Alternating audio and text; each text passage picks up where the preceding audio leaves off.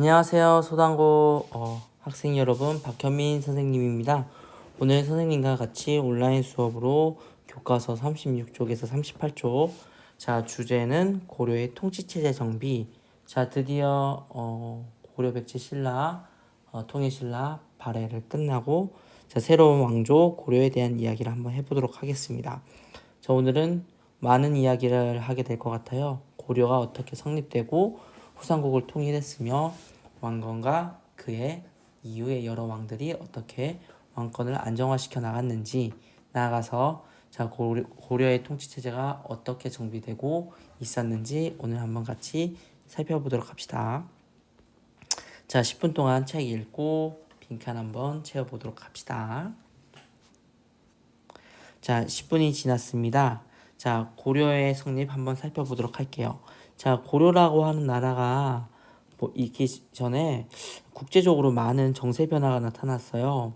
자, 당나라가 907년에 멸망하고 5대 십국이라고 하는 또 다른 혼란기가 나타났어요. 자, 그때 북방 지역에 이제 유목민족이 성장했으니 발해라고 하는 나라를 멸망시키기도 했던, 우리에게는 민족의 원수와도 같은 국가가 있었죠. 바로 어떤 국가인가요? 맞아요. 바로 거란. 자, 거란이 세력을 확장해서 발해를 멸망시키고 중국을 압박하고 있는 상황 속에서 960년 조광윤이라고 하는 절도사 세력, 군사 세력이 송이라고 하는 나라를 건국하게 됩니다. 자, 이러한 시기 송이 건국되기 전에 자, 한반도의 정세를 한번 살펴보도록 할게요. 지난번에 이야기했었죠. 자, 통일신라 말기의 혼란과 함께 호족들이 유력한 세력이 되어서 두 국가를 만들었어요. 하나는 견훤의 후백제 900년에 만들고, 궁예가 1년 뒤에 후고구려를 만들었죠. 자, 여기 보는 것처럼 그리고 나서 신라까지 있으면 후삼국이 성립이 됐어요.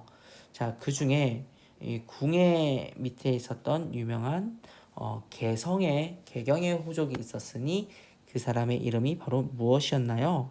그쵸, 바로 왕건이었어요. 아버지와 함께 궁예에게 몸을 위탁했던 개경 호족이 왕건이었어요. 자, 개경은 예로부터 인삼을 매개로 해서 돈을 많이 벌어 나갔었던 지역이었죠. 경제적으로 부유한 지역이었어요.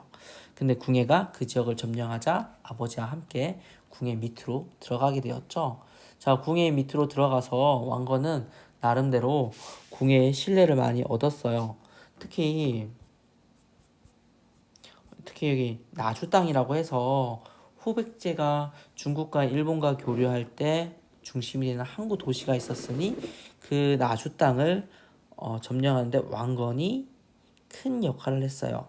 결국 이 공으로 왕건이 이제 재상이 되기도 했죠. 자, 그러한 상황에서 이 궁예의 폭정이 다른 신하들과 가족들의 등을 돌리게 만들었어요. 뭐 온만이 반매요. 들어봤나요? 관심법이다. 너 나 미워하냐? 자, 사람의 마음을 읽을 수 있다는 관심법. 왜냐? 나는 미륵부처이기 때문에. 라고 하면서 이제 마음에 들지 않는다라고 하면서 마구니가 꼈구나. 마귀가 꼈어. 하면 신하들을 죽이기도 했고, 자기 와이프도 죽이고, 심지어 자기 아들도 철퇴로 때려 죽였어요.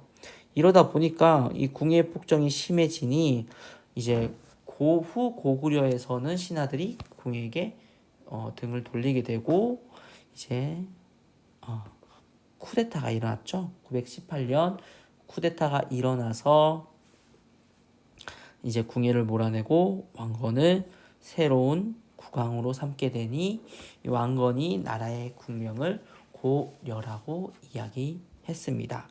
918년 고려를 건국했어요. 그리고 원래 후고구려의 수도가 개성 송악이었는데 궁예가 이 개성의 힘이, 호족들의 힘이 너무 세니까 이제 왕건의 힘이 너무 커지는 걸 막기 위해서 수도를 철원으로 옮겼어요. 근데 그것을 철원에서 고려를 건국한 다음에 919년 1년 뒤에 자, 수도를 다시 철원에서 개성으로 옮긴 거죠. 자, 나라 이름을 고려라고 했어요. 자, 나라 이름을 고려라고 한 것은 어떤 나라를 계승했다는 것을 대놓고 표방했어요.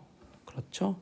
자, 고구려 계승 의식을 갖고 있었다.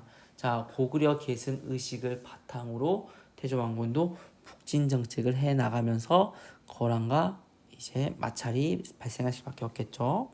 자, 발해의 유민들이 이제 926년 나라가 멸망한 다음에 대거 고려로 들어왔어요.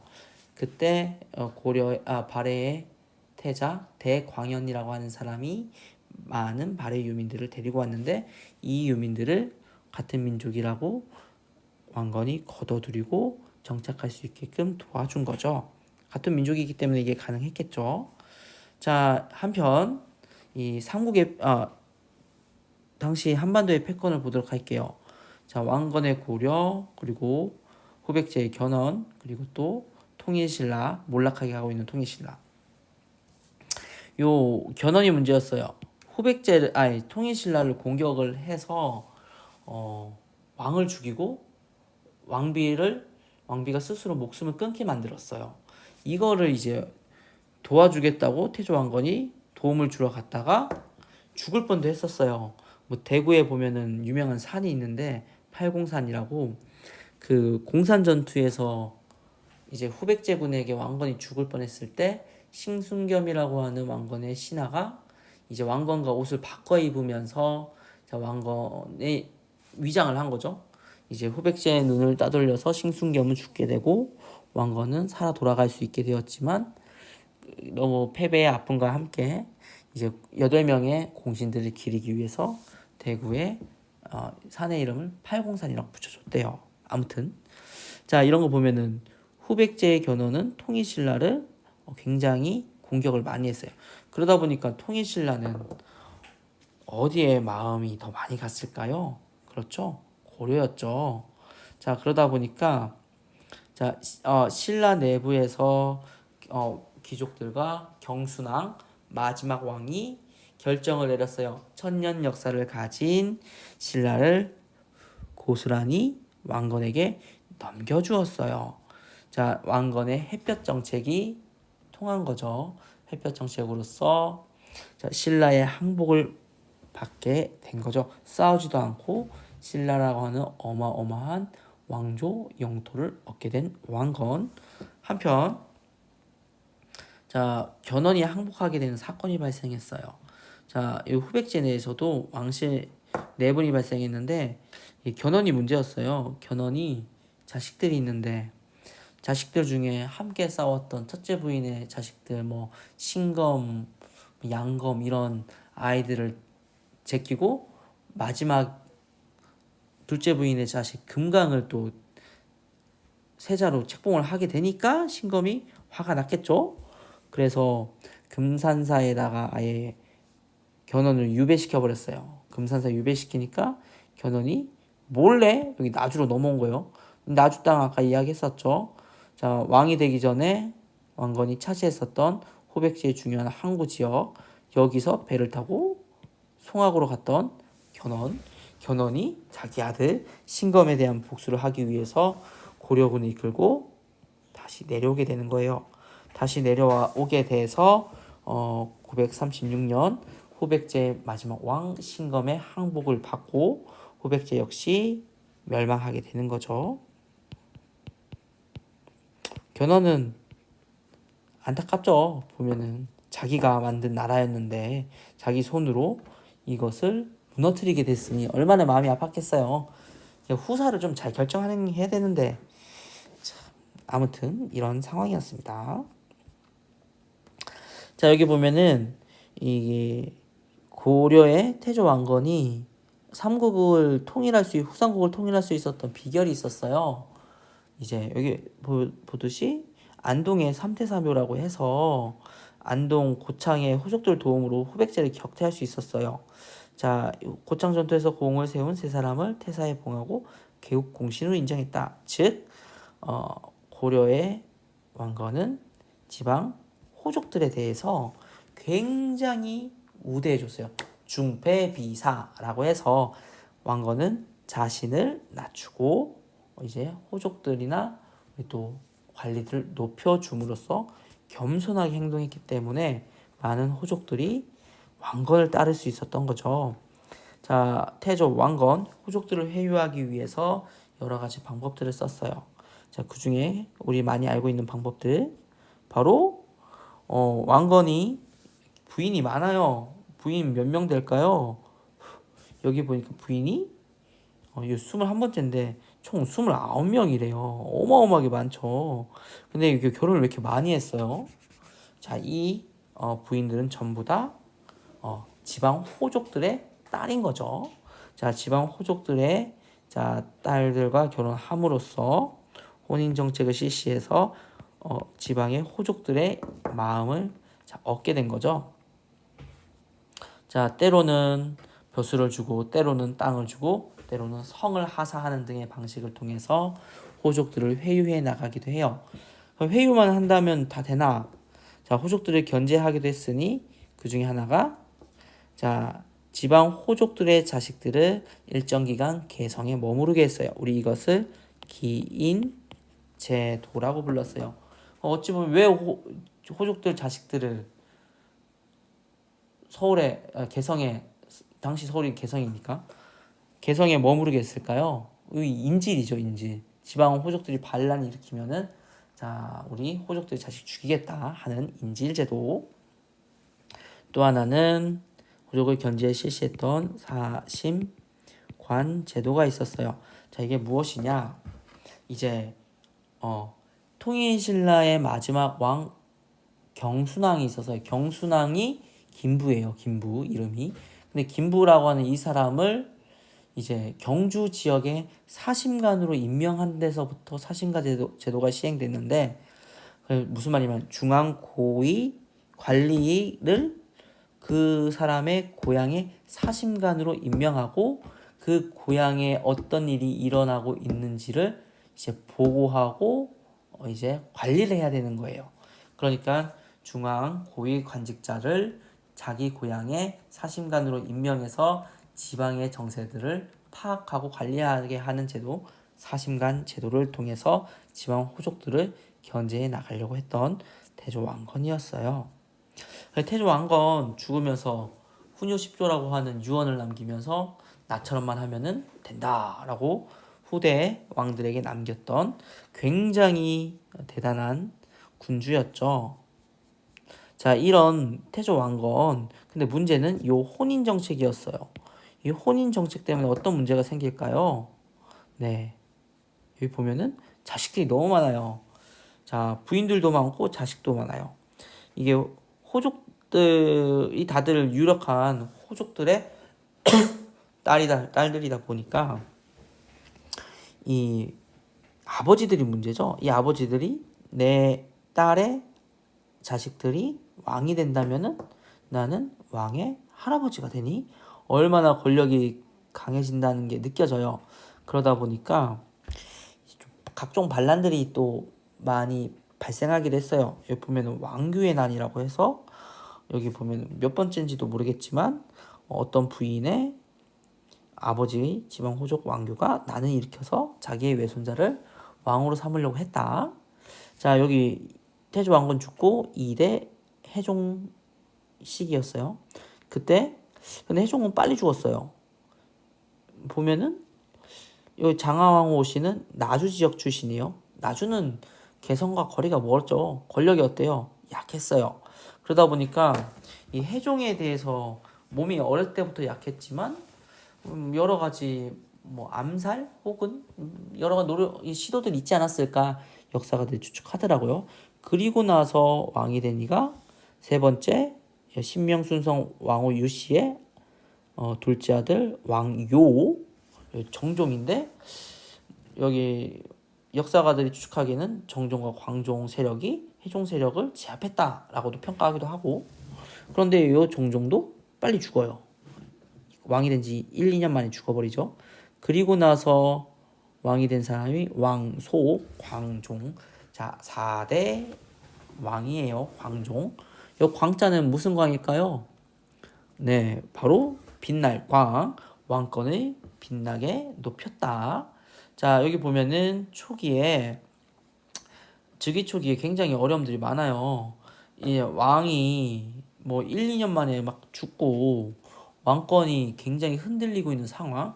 그러면서 지방 호족들의 위세도 세고 그 호족들과 연결된 왕건의 부인들 세력도 세고 그 부인들의 아버지 호족들도 세고 아주 그냥 왕이 뭘 하기가 머리가 아파요. 그런 시기에 왕이 된 광종. 자, 초기 7년간 발톱을 감추고 살았답니다. 감추면서 이제 호족들 그리고 중앙 관리들의 비위를 좀 맞춰준 것 같아요. 그러면서 7년 정도 시간이 지난 다음에 어느 정도 왕권이 높아진 것을 느끼고 자 여러 가지 개혁 정책들을 실시하니 그 중에 하나 유명한 거죠. 호족과 공신의 경제력과 군사력을 약화시키기 위해서 자 후삼국 시대 때 억울하게 노비가 된 사람들을 찾아서 양인으로 바꿔주는 어떤 법이죠? 노비 안검 법이죠. 노비를 살필 안 검사할 검 노비를 살펴서 검사한 후 억울하게 노비가 된 이들은 자, 다시 양인으로 만들자. 왕비도 말렸지만 받아들이지 않고 억울한 노비들을 양인으로 다시 만들어줬어요. 자, 이 노비는 전부 다 호족과 공신의 재산이자 군사력인데 이들을 풀어줌으로써 그들 호족과 공신을 약화시키려고 하는 의도가 있었죠.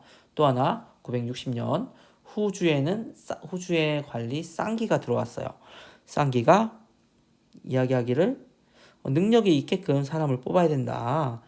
자, 이에서 황종 시기 때 960년부터 뭐 거의 1000년 이상 900년까지 이어져 오는 인재 선발 제도가 시행돼요. 바로 개인의 능력에 따라서 자 관리를 선발하는 그죠? 과거제를 실시하는 거죠. 이뿐만 아니라 수많은 공신 호족 세력들 숙청해요. 자기 말 안 들으면 숙청이야. 그리고 또 황제 칭호를 사용하면서 연호도 사용하는 등 자주적인 황제국으로서의 고려의 위상을 높여나갔던 이 왕권을 밝게 빛나게 했던 이가 바로 광종이었죠. 자 그리고 나서 자 성종이 성종도 한번 보도록 합시다. 자 성종 시기 때 성종이 숙제를 냈어요. 저 5품 이상의 관리들에게 국가를 운영할 수 있는 방안들을 한번 갖고 와봐라. 그 중에 숙제를 가장 잘한 사람이 최숙노였어요.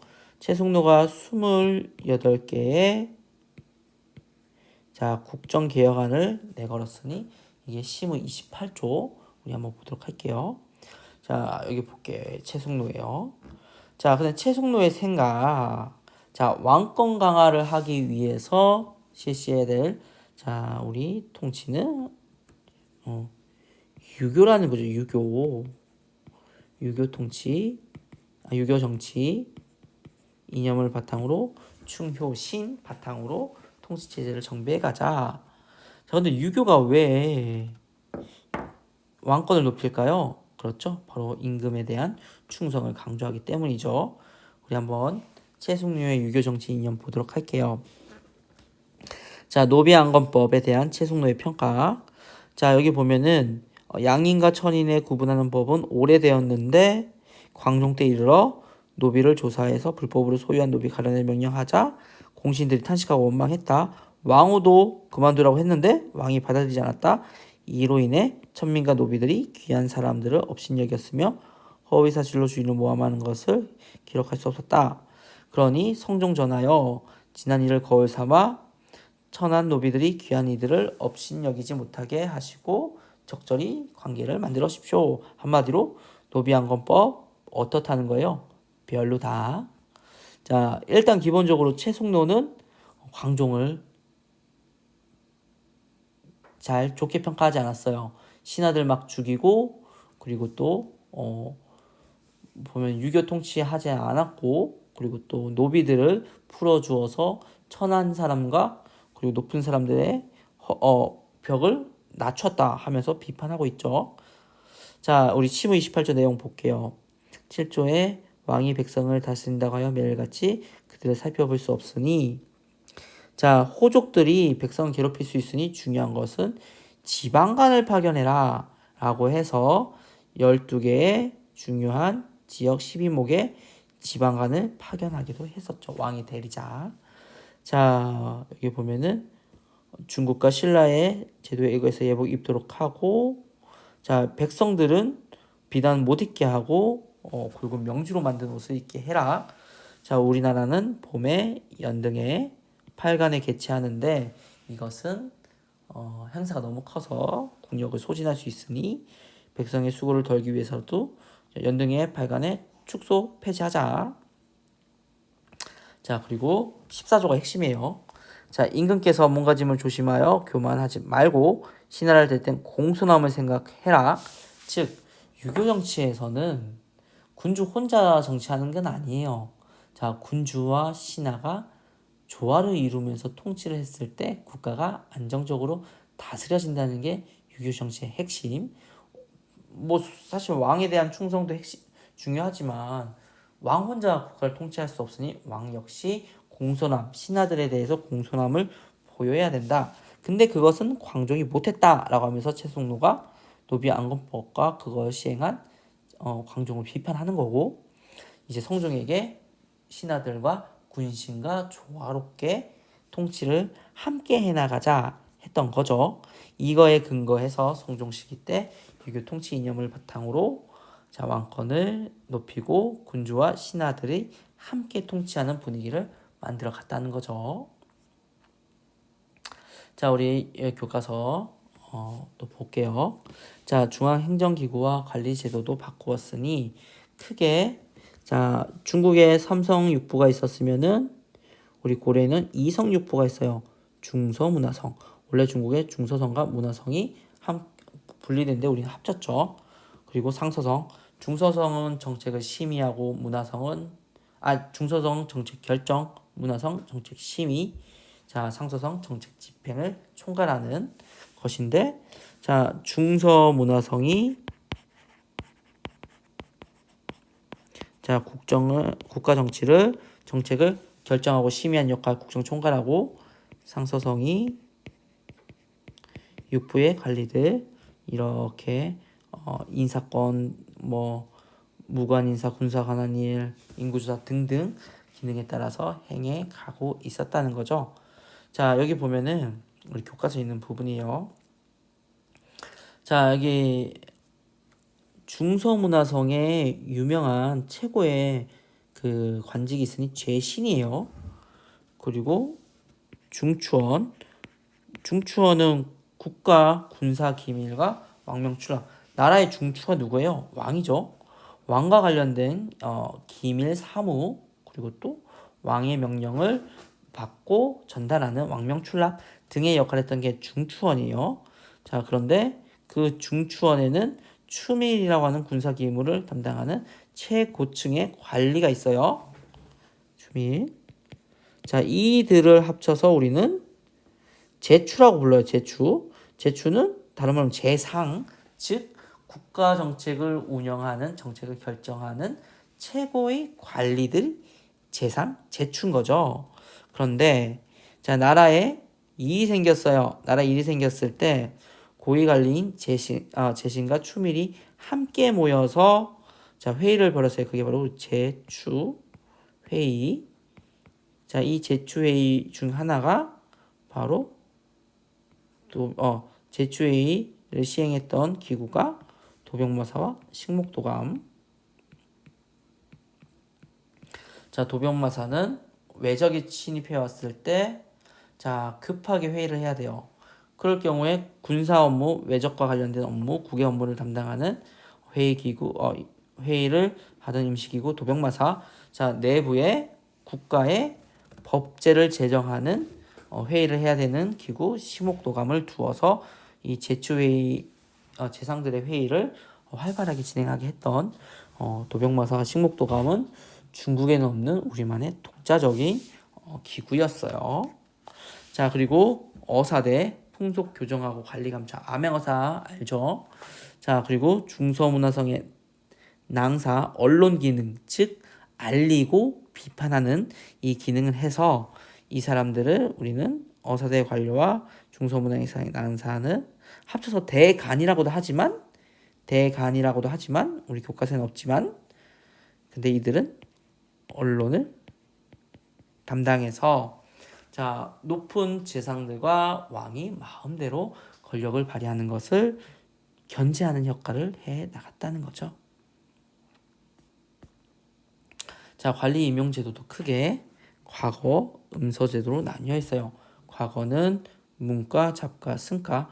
문과는 자, 문신 관료를 선발하는 문과, 잡과는 기술관, 의사, 천문학자, 그리고 또 역법, 통역가 등등의 사람들을 기술관으로 했어요. 자, 문과는 제술, 자, 문제에 대한 서술 능력, 즉 왕이 문제를 내요. 그러면 그 문제를 어떻게 자, 해결할지 서술하는 게 제술과. 명경, 유교, 경전의 발걸명, 유교 경전의 밝은 사람들을 뽑는 걸 통해서 문관을 뽑아 나갔다는 거죠. 근데 여기 승과도 있어요.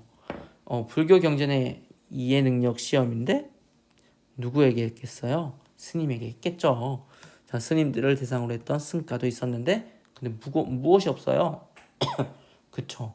무과가 없죠. 고려에는 무과가 시행되지 않았다. 그런데 기본적으로 이 과거제는 개인 능력에 의해서 관료가 되는 건데 능력에 상관없이 아버지가 고위 관리이기 때문에 자, 이게 과거 시험 면제하고 관료가 되는 제도가 있으니 음서제예요. 자, 공신이나 오품 위상의 관리의 자손을 관리로 임명하고 과거에 보지 않아도 됐어요. 하지만 과거제가 관직에 오를 때 유리했기 때문에 다시 음서통에서 온 사람들도 과거를 보는 경우도 있었다는 거죠. 근데 관리 임명 제도를 보면은 어떤 사람도 관리가 될 수 있을까요? 네, 양인 일반 평민도 과거 통해서 관리가 될 수 있었던 통일 신라에 비해서 훨씬 개방적인 사회가 고려였습니다. 자, 이런 과정을 거쳐서 자, 고위 가문을 배출하는 가문이 형성됐는데 이 가문들을 우리는 문벌이라고도 하고 자, 문벌 혹은 문벌 귀족이라고도 하는 거죠. 자, 여러 세대에 걸쳐서 고위 관료를 배출한 가문들, 자, 문벌 혹은 문벌 귀족. 자, 그들은 자신들끼리 혼인을 통해서 세력을 키워나갔어요. 자, 지방 행정 조직도 한번 살펴보도록 할게요. 자, 고려는 지방을 크게 자, 서해, 교주, 양강, 경상, 전라와 같은 5, 도, 일반 행정구역 그리고 북계와 동계 합쳐서 5도, 양, 개로 두었어요. 근데 이 북계와 동계 위치 보니까 이게 뭐랑 관련이 있겠어요? 여기 왜 여기를 설정한 거예요? 여기 천리장성 있고 한 거 보니까 그렇죠. 국경선 근처에 이민족이 진입이 워낙 많다 보니까 자, 이민족들의 진입을 막기 위해서 이 군사 목적의 군사 행정구역도 설정을 한 거죠. 자, 그리고 각 지역에 왕의 대리자라고 할 수 있는 지방관이 파견됐지만 이 위계가 있었어요. 지방관이 파견된 9년을 우린 주연, 지방관 없는 지역을 속현, 향소부국은 그 밑에 완전 지방간도 당연히 없고 더 차별받았던 농산물 다른 지역보다 더 많이 내고 수공업 제품 더 많이 내야 되는 사람들이 향소 부곡에 있는 백성들이었어요. 자, 주연이 있고 근데 지방간이 파견되지 않았던 속현이 있는데 주연보다 속현이 더 많았다. 아직까지 여전히 왕의 말이 다 전파되기에는 한계가 있었다. 그런데 조선시대 때 되면 모든 지역이 자, 지방간이 파견되는 형태가 되는 거죠. 중앙집권화가 고려보다 조선이 더 발전했다. 자, 특수행정구역이었던 향, 부곡, 소의 사람들은 지방간도 파견 안 되고 힘들게 살죠. 그럼 여기 속현이랑 향소, 부곡은 누가 통치했겠어요? 여기 주연에 파견된 이 지방간이 통치를 조금 해주고, 그리고 이 지역에 오랜 시간 동안 살고 있었던 세력들이 있어요. 자, 그 세력들이 누구냐? 자, 그 세력들이, 자, 여기 밑에 보면은 못 만들었는데, 자, 그래도 한번 같이 볼게요. 자, 지방간이 파견으로 인한 호족 세력의 변화예요. 즉, 여기 같이 적을게요. 이 호족의 변화. 자, 지방 세력들이 행정 조직이 정비되면서 호족은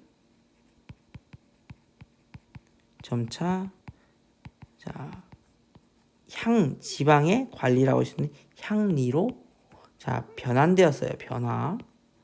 자, 이 향리들은, 자, 중앙에서 파견됐던 지방 간의 통제를 받았지만 담당 지역에서는 나름의 세금도 걷고, 그리고 군사적인 징발도 해나가는, 자, 행정 실무를 주관하며, 자, 영향력을 행사하고 있었어요. 그러니까 지방간을 보좌해 주지만 호족이 향리가 되면서 이 향리들도 힘이 컸다는 거죠. 무슨 말인지 알겠죠? 그 향리의 자식들 중에는 과거를 통해서 문벌 귀족이 되는 경우도 있었고, 자, 그래서 고려에서는, 자, 중앙에는 귀족이 있다면은 지방에, 중앙에 문벌, 자, 지방에 향리 중심으로, 자, 지배층이 형성되는 거죠. 아무래도 힘이 강했었던 호족이 지방의 향리로 되다 보니까 향리가 고려시대 때는 힘이 어마어마하게 강했어요. 그러다 보니 이제 새롭게 만들어진 조선시대 때는 이 향리 힘을 굉장히 약화시키고 모든 지역에 지방간을 파견하다 보니까 조선시대 때는 고려시대 때보다 향리 힘이 굉장히 약해졌다는 거죠. 자, 여기 보면은 오늘 배운 내용 한번 나중에 정리해 보도록 해요. 자, 오늘 고생했어요.